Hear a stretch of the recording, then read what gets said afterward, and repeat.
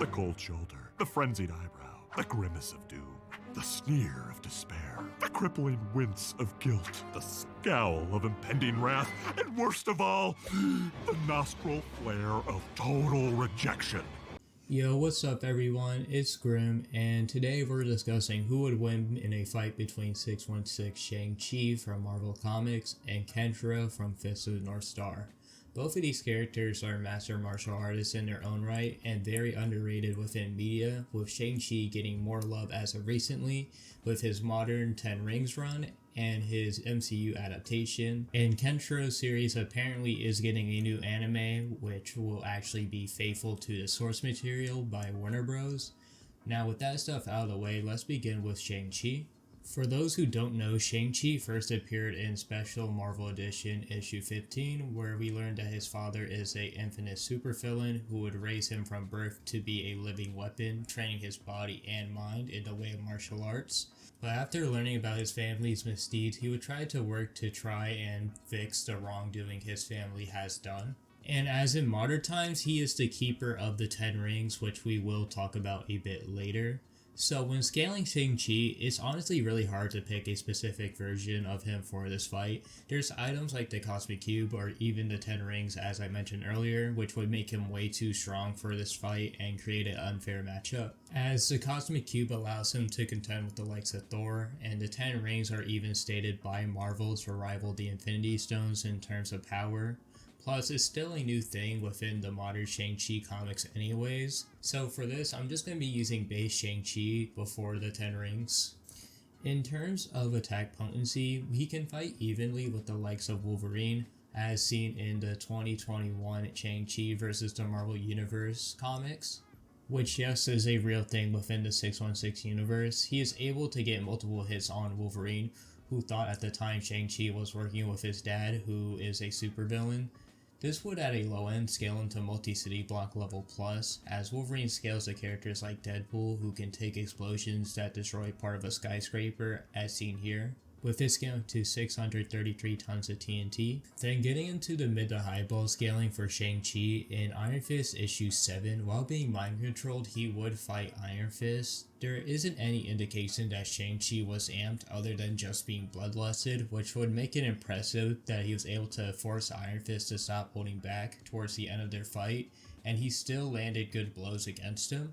Iron Fist is a character who can fight the likes of the Hulk, who I don't even need to explain why they're at bare minimums planetary. Also, even though he mainly fights with his fists, he does have an arsenal of adamantium weapons which can damage Iron Man's suit. And Iron Man is capable of harming Grey Hulk with one of his previous models, making things a bit more consistent, as Grey Hulk can destroy a meteor twice the size of Earth. Then when it comes to speed, it's pretty straightforward. Shang-Chi can dodge and tag Wolverine, who can react to optic lasers from Cyclops, which are stated to move at the speed of light. And with this calc made by Benjamin Hellfire Productions, scales it to around 2 times faster than light. Then we can look into a highball for speed, which we can see Wolverine tag Gladiator and Thor, with Gladiator being capable of crossing an intergalactic distance within the blink of an eye, scaling to massively faster than light plus. With Thor scaling to Silver Surfer, who can move light years in seconds, so at bare minimum we could say Shang-Chi scales to faster than light, or maybe faster than light plus. And at a high end we can say he scales to massively faster than light plus. Now when looking at abilities, as I mentioned before, he is a master martial artist, with him being an expert in every martial art.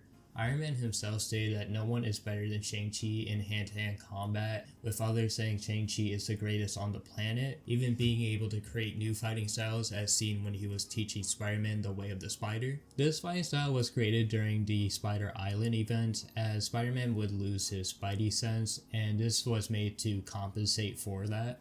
And with his combat knowledge, he can also target pressure points to paralyze opponents. This even works on characters like the Thing, with Shang-Chi disabling his arm with one strike to the pressure point. He also has enhanced senses, making it very difficult to sneak up on him, as he can hear someone's breathing or even just smell them. Then there's his chi manipulation, with Shang-Chi using it to increase his attack potency and durability. It also allows him to distribute physical damage he takes from opponents and shoot energy beams. Then finally his gauntlets, which allow him to deflect most common forms of attacks, including bullets, swords, or even a repulsor blast. So overall, Shang-Chi should scale to the multi-city block level plus or planetary ranges of AP with FTL to massively faster light plus speeds. Now, when looking into Kenshiro, who is the protagonist of Fist of the North Star, with him being born in the land of Asura, and also being the 64th successor of the Hokuto Shiken style of martial arts. Let's see how many times I say this in a different way, by the way. He has been stated to be the greatest user of this martial arts within its 1,800 years of being created. When it comes to attack potency, Kenshiro is able to defeat Jaggi, who is capable of surviving a nuclear explosion that was visible from space. This feat has been calculated to be around 1.35 teratons of TNT, or small country levels of attack potency. However, this isn't even one of the more impressive feats, as early on in the series it's been stated that Hokuto Shiken successors possess the potential to destroy the world if left unchecked. Kenshiro kind of demonstrates this level of power by tanking his Bankaiho, who even while restrained was considered capable of far greater destruction than the nuclear war that vaporized the oceans and cracked the earth. And this feat was approximately scaled to 849.677 pentatons of TNT, placing Kenshiro at the multi-continental levels of attack potency. It's also been revealed that he was only using 30% of his strength, and by using a technique called Teru, gives himself a 3.33 multiplier. Then in terms of speed, Kenshiro has shown the ability to react to light speed attacks from Falco, and is faster than Garuda, who can attack at the speed of light.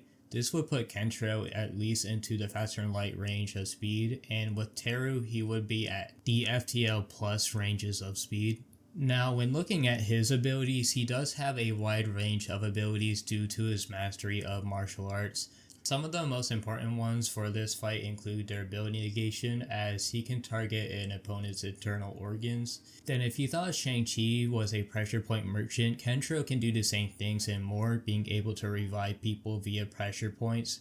And perhaps his strongest ability is his control over fate, as Kenshiro has been stated to manipulate his own fate and even the fate of others, which can even lead to their deaths, as it's been stated that those who face Kenshiro's wrath are fated to die. So at a first glance, this fight seemed completely one-sided. However, when comparing their stats, it could arguably go either way. If we look at things at a more consistent view, they both have similar stats when it comes to speed and attack potency. However, when we consider their hacks, it just becomes very one-sided, as Kenshiro's martial arts grant him far more abilities, some which affect fate itself. But we can't forget, if we highball Shang-Chi, his speed would completely demolish Kenshiro before he could even get a hit in. But me personally, I like there to be more consistency with my scaling when I consider who's going to win in a fight. So Kenshiro would be the winner of this fight due to his abilities he has from his fighting style and having just more consistent scaling. And with that being said, big thanks to this guy for requesting this video, and if you would like to request your own video and have some spare change, you can send some to my Cash App. Mind you, this isn't a requirement, as I like to look at your guys' comments, but this just guarantees that I will make a video on that said topic, or just a short about it. Also, if you agree or disagree with my take, let me know below in the comments, and I'll see you guys in the next one.